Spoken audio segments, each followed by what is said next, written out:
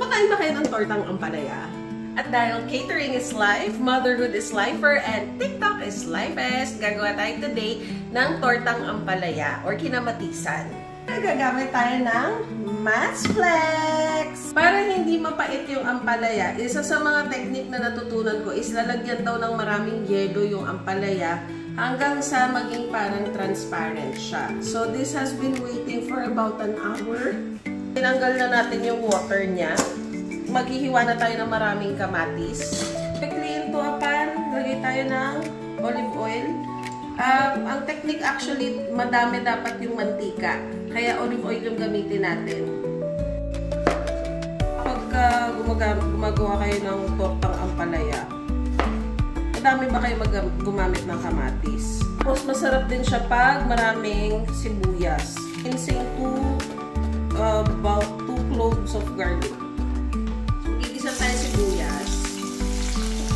Naantay natin maluto yung sibuyas. Mag-dilute tayo or magtutunaw tayo ng chicken cube. So, hindi ko talaga ito ginagawa normally. But, napanood ko siya sa isang vlog na masarap daw may ganyan. So, gagawin natin.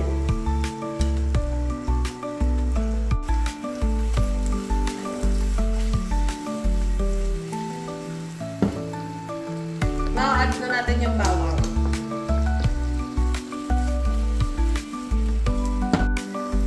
Add a little pepper.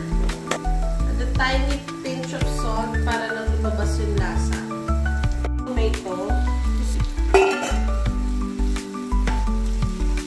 just let it soften. Going to add mga 1 tablespoon patis habang nagigisa. Cover para maglanta. So, kailangan natin ng egg. Actually, kung ganong karami mo gusto.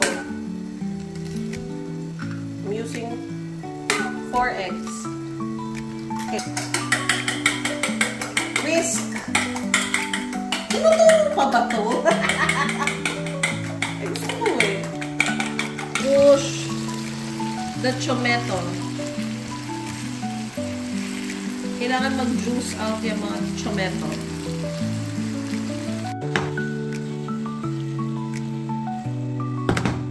So, we're going to put the ampalaya.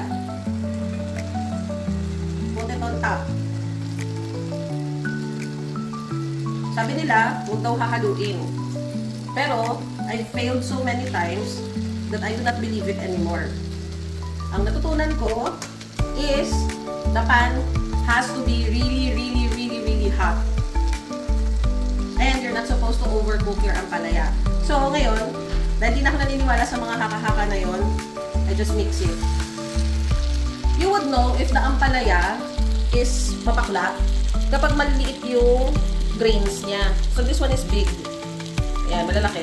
So, naturally, hindi siya mapait. Kumbaga, hinog na siya. Tignan natin yung chicken cubes na may yung hindi natunaw na chicken cube. Ilagay na natin yung ating iklog.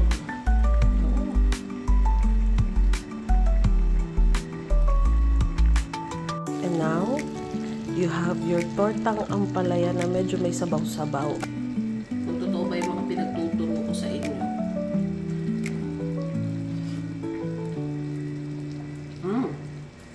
That's really good. I hope you guys like and share this recipe. Bye-bye!